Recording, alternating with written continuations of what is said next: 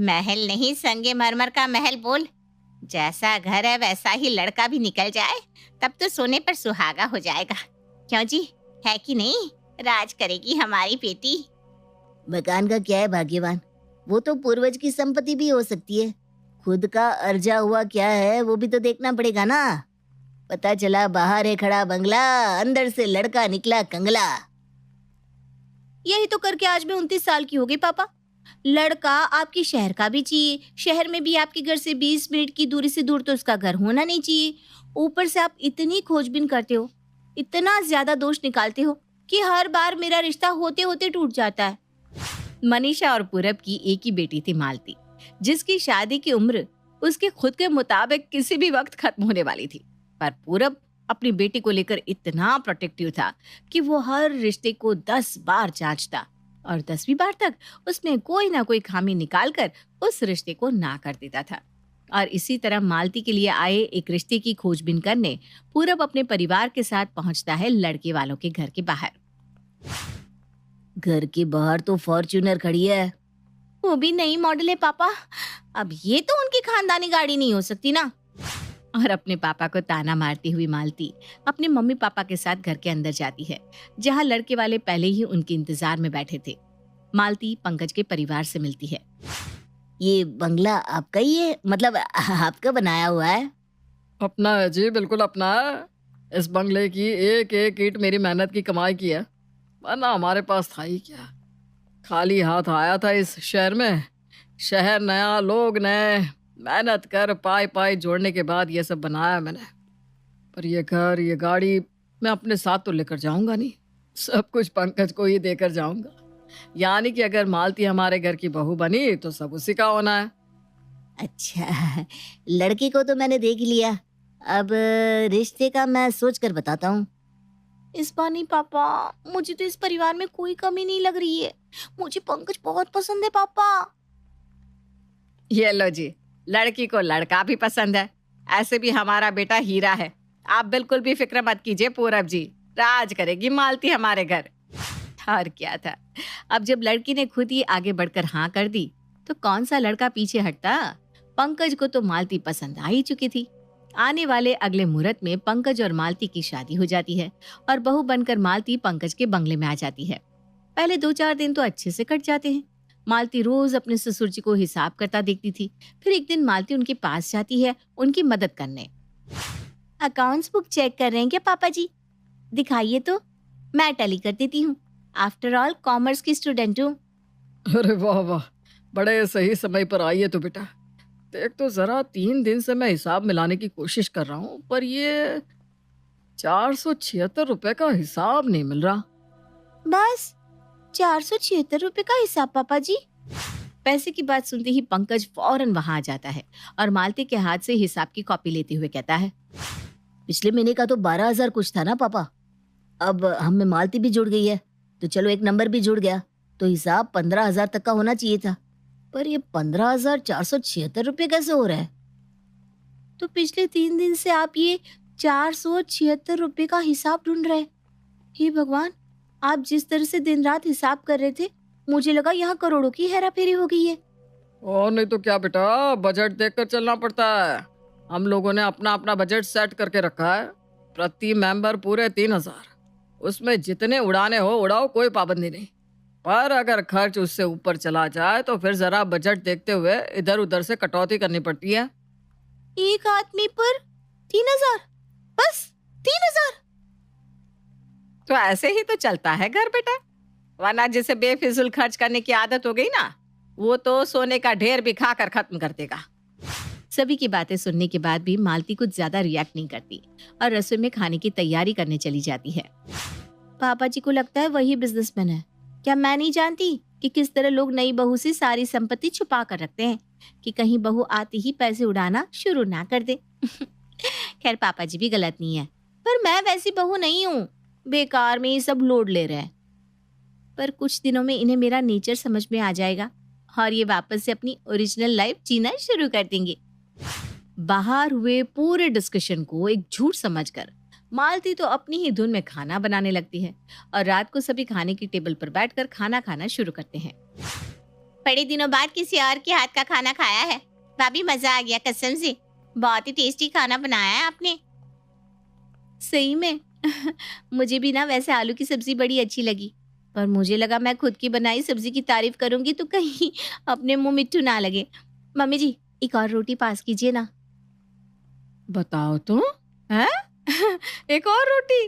2 रोटी तो खा ली बहू तूने। हम ना 2 ही रोटी खाते हैं। अब क्या है ना, रात को ज्यादा खाने से गैस भी तो हो जाती है। और आजकल वो नया चलन नहीं देखा क्या? पहले खाओ फिर कैलोरीज बर्न करो। तो मेरा तो मानना है कि कम ही खाओ, शरीर भी स्वस्थ रहेगा और पैसों की भी बचत हो जाएगी। वही तो मम्मी, हम लोग तो वैसे ही ज्यादा खाते हैं। पहले के लोग जो कितने हेल्दी थे, सिर्फ 2 ही टाइम तो खाते थे। क्या? क्या नहीं भाभी, हाँ हमारे घर में यही नियम है। हे भगवान, मतलब सुबह वो सब दिखावा नहीं था? ये लोग तो अंदर से फक्कड़ निकले। मतलब बाहर खड़ी है गाड़ी और सास कबाड़ बेचकर खरीदती है साड़ी।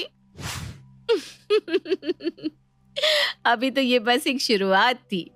मालती ने तो अपने ससुराल वालों की असली कंजूसी अब तक देखी ही नहीं थी। अगली सुबह अपनी सास से बचते हुए मालती मार्केट सब्जी लाने निकलती है। अरे रुक रुक बहू, मुझे भी सब्जी लाने जाना है। वैसे तू कहाँ जा रही है सुबह सुबह? वही तो सब्जी लाने मम्मी जी। अरे रुक रुक रुक, मैं चप्पल पहन कर आती हूँ, मैं भी चलती हूँ। तुझे ना आज सब्जी लेना सिखा दूंगी। तू नहीं जानती यहाँ के सब्जी वालों को। मैं साथ नहीं गई तो वो सब्जी वाला रमेश ना तुझे ठग ही लेगा। और ये बिना थैला लिए कौन सी सब्जी लाने जा रही थी? हैं? बेकार में एक थैली देने के लिए 5 रुपए मांग लेते हैं सब्जी वाले। और मालती के साथ पूजा भी चल देती है सब्जी मार्केट। यहाँ वहाँ सब्जियां छांटना शुरू कर देती है। 30 रुपए अभी दूंगी मैं तुझे, 30 रुपए। दाम तो ऐसे बोलता है जैसे पहली बार तुझसे सब्जी ले रही हूँ। चल 10 में दे दे। नहीं पड़ता माँ जी, आपको तो मैं बोल बोल कर परेशान हो गया हूँ। पिछले 20 मिनट से वही रट लगाए जा रही हैं। 30 से कम नहीं होगा, बस इतने में लेना है तो कहिए, मैं पैक कर दूं, नहीं तो आप कहीं और से ले लीजिए। अरे कैसे नहीं देगा तू? मैं भी देखती हूँ। भिंडी तो मैं तेरी दुकान से ही लेकर आऊंगी। और सब्जी मंडी में जोर जोर से पूजा सब्जी वाले से मोल मुलाई करने लग जाती है। और इत्तेफाक से मालती की सहेलियां भी उसी मार्केट में सब्जियां खरीद रही थी। अपनी सहेलियों के सामने अपनी सास को 2-2 रुपए के लिए सब्जी वाले से लड़ता देखकर मालती तो शर्मसार हो जाती है। छोड़िए ना मम्मी जी, या तो ले लीजिए 30 रुपए में सब्जी या मत लीजिए, पर चलिए यहाँ से किसी और सब्जी वाले से ले लीजिए, सारे लोग देख रहे हैं।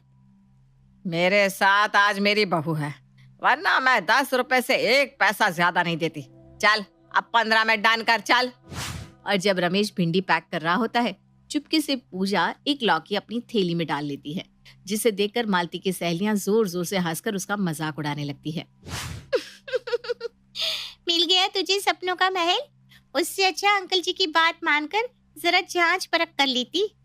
बेचारी मालती अब कर भी क्या सकती थी। अब ओखली में तो उसने सर दे ही दिया था, तो अब मुसल से डर के भी क्या फायदा था। बहुत परेशान कर दिया है इन लोगों ने अपनी फक्कड़पनी से मुझे। इसका कुछ न कुछ तो उपाय निकालना ही पड़ेगा। मालती खुद में ये बात कर रही थी कि तभी उसे अपने ससुर के करहाने की आवाज आती है। महेश की आवाज सुनकर पूजा और मालती भागते हुए उसके कमरे में जाते हैं, जहाँ वो देखते हैं कि पेड़ पकड़कर महेश इधर उधर करवटें बदल रहा है। ओह माय गॉड, लगता है पापा के पेट में बहुत जोरों का दर्द हो रहा है मम्मी जी। हाँ बेटा, देखना तो कैसे तड़प रहे हैं तेरे पापा जी। हमें इन्हें डॉक्टर के पास लेकर चलना चाहिए। ऐसी कोई बात नहीं बहू, ऐसे दर्द तो आते जाते रहते हैं। जरा सा ज्वाइन ला दे, नाभि पर रख दूंगा तो दर्द में आराम हो जाएगा। इतनी क्या कंजूसी करनी पापा जी की जान ही चली जाए। मैं अभी गाड़ी निकालती हूँ, 5 मिनट लगेगा पापा जी, हम डॉक्टर के पास पहुंच जाएंगे। आप फिक्र मत कीजिए, पैसे मैं दे दूंगी। अपने ससुर जी और सास को गाड़ी की बैक सीट पर बिठाकर मालती गाड़ी स्टार्ट करती है। गाड़ी मुश्किल से 1 किलोमीटर भी नहीं चलती कि महेश कहता है, इससे ज्यादा और नहीं चलेगी गाड़ी बहू, गाड़ी रोक दे। पर क्यों पापा जी, आपके पेट में दर्द है ना, ये सारी बातें तो हम डॉक्टर के पास जाकर भी कर सकते हैं। ये बेकार की बात नहीं है बहू, ये तो सबसे इम्पोर्टेंट बात है। गाड़ी तो हमने बस खड़ी करके रखी है, चलाते थोड़ी ना है। तभी मैं सोचूं इस गाड़ी पर धूल क्यों जमी हुई है। सामने देख बेटा, डैशबोर्ड पर एक डायरी रखी हुई है। उसे हम मेंटेन करते हैं कि गाड़ी कितनी चली है, कितने मिनट के लिए चली है, कितना डिस्टेंस कवर किया है हमारी गाड़ी ने। कितने का तेल लग गया। इस महीने वैसे भी शादी के कारण बहुत मेहमानों का आना जाना हो गया था ना इस गाड़ी में। वैसे भी बेचारी पिछले महीने ज्यादा चल चुकी है, तो अब बचत तो करनी पड़ेगी बहू। तू ना यहाँ साइड में गाड़ी पार कर दे। और पूजा जी जरा डायरी में लिख लीजिए ना, आज गाड़ी 1 किलोमीटर चली है। हाँ बहू, तेरे ससुर जी ठीक कह रहे हैं। क्यों बेकार में गाड़ी का तेल फूंकना। पापा जी ने जो बताया तू डायरी में नोट कर, तब तक मैं ऑटो रुकवाती हूँ। आप दोनों ये क्या बोल रहे हो? मेरा तो सर चकरा जाएगा। इतनी कंजूसी! अरे तू 2 मिनट रुक ना बहू, कुछ नहीं होता। पलक झपकते ही ऑटो मिल जाएगा। वैसे तो ऑटो की भी जरूरत नहीं है, 2 पैर मारने हैं और सीधा क्लिनिक पर। तेरे पापा जी के पेट में दर्द हो रहा है, ऑटो रुकवाना ही पड़ेगा। कड़ी धूप में पूजा सड़क पर ऑटो रुकवाती रहती है, पर पूजा की शक्ल देखकर कोई ऑटो वाला ऑटो नहीं रोकता। 10 मिनट तक ऑटो का इंतजार करने के बाद पूजा को एक ऑटो मिलता है और फौरन तीनों ऑटो पर सवार होकर पहुंच जाते हैं डॉक्टर के क्लिनिक। छोटे से दर्द के लिए इतने बड़े क्लिनिक ले आई बहू, तू ना पूरा बजट बिगाड़ कर रहेगी। 40 रुपए मैडम। 40 कैसे? हाँ 40? तू गाड़ी चला रहा है कि घोड़ा चला रहा है? और हम तो 3 ही लोग हैं, चौथा तो तू है, तो 10 तो तेरे भी कटेंगे। बताओ भाई, अपना किराया भी हमारे में जोड़ रहा है। हम 3 लोगों का तो वैसे ही 30 रुपया होता है। ये ले 25 रुपए, और पैसा नहीं है मेरे पास। ये क्या बात हुई भला? 25? क्या मजाक है? चेहरे से तो आप लोग इतने गरीब नहीं लगते, पर हरकतें तो आपकी नौकरों वाली है। बाहू, तू अपने ससुर जी को डॉक्टर के पास लेकर जा, मैं अभी इसके होश ठिकाने लगाती हूँ। और 5 रुपए के लिए पूजा ऑटो के आगे सो जाती है। अरे ये क्या कर रही हैं आप? ऑटो सामने ही खड़ा है बहू, दर्द भी मुझे अब कम महसूस हो रहा है। चलो वापस चलते हैं, बेकार में डॉक्टर एक लंबा लिफाफा पकड़ा देगा सो अलग। और अपनी सास की इतनी ऊंची हरकत देखकर और ऐसी हालत में भी अपने ससुर को पैसा बचाता देख मालती ये ठान लेती है कि अब इन सब के होश ठिकाने लगाकर ही रहेगी। और पूरी दुनिया में चुनकर मालती ये अपनी ननद के लिए एक ऐसे लड़के का रिश्ता ढूंढकर लाती है जो कंजूसी में उसके ससुराल वालों से 100 गुना आगे था। और लड़के का परिवार पहुंच जाता है मालती के ससुराल। पिंकी बेटा, मेहमानों को नाश्ता परोसो। नमकीन और नाश्ते की प्लेट पिंकी लड़के वालों के सामने रखती है। नाश्ता देखते ही लड़के वाले भूखे कुत्तों की तरह नाश्ते पर टूट पड़ते हैं। आराम से खाइए ज्ञान चिंची, वरना खाना गले में ही अटक जाएगा। अब जाकर जान में जान आई महेश बाबू। बताइए, कल रात चढ़ी थी ट्रेन में, उसके बाद टैक्सी, फिर पैदल, अब जाकर शाम के 5 बजे आपके यहाँ पहुंचे। 24 घंटे के ऊपर हो गए भूखे। कई खाने के रेस्टोरेंट दिखाई पड़े, पर मजाल है कि हम कहीं भी उतर कर खा ले। और खाते भी क्यों, जब हमें पता है कि हम 1000 रुपए लगाकर लड़की को देखने जा रहे हैं, तो उसका परिवार हमारी खातिरदारी तो करेगा, है कि नहीं? अब हम 1000 रुपए जितनी मोटी रकम सिर्फ लड़की को देखने आने की खर्च कर सकते हैं, तो लड़की वालों का भी कोई फर्ज बनता है कि नहीं? इसीलिए आपके स्वागत का पूरा आनंद लेने हम भूखे ही रहे। नाश्ते की पूरी प्लेट चाट चाट कर सफा चट करने के बाद महिमा कहती है, वैसे थोड़ा और नाश्ता मिलेगा क्या पूजा बहन? हाँ आंटी, क्यों नहीं। और महिमा अपने बैग से 3 टिफिन निकालती है और टेबल पर रखे हुए सारे स्नैक्स को अपने टिफिन में भर लेती है। वो क्या है ना बेटा, अब हम वापस लौटेंगे तब भी तो भूख लगेगी, तो रास्ते में यही नाश्ता काम आ जाएगा, बेकार में क्यों खर्च करना।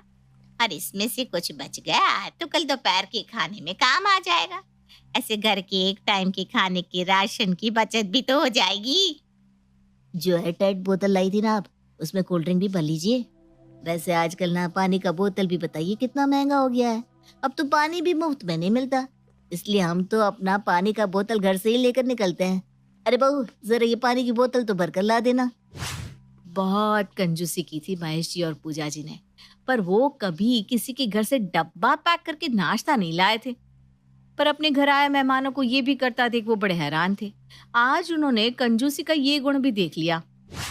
अब हमें छोटा मोटा आदमी मत समझिएगा महेश बाबू। प्रमोद बाजार में हमारा खुद का मार्केट है, 2 बंगले हैं। आपका बंगला तो हमारे बंगले के आगे कुछ भी नहीं है। 4 गाड़ियां रहती है घर के बाहर। मेरे बाद ये सब किसका होगा? प्रेम को ही तो देकर जाऊंगा ना। और अगर आपकी बेटी हमारी बहू बनी तो सब कुछ पिंकी का ही हो जाएगा। जब आपके पास इतनी संपत्ति है, फिर भाई साहब आप इतनी कंजूसी क्यों करते हैं? लो जी, कर लो बात।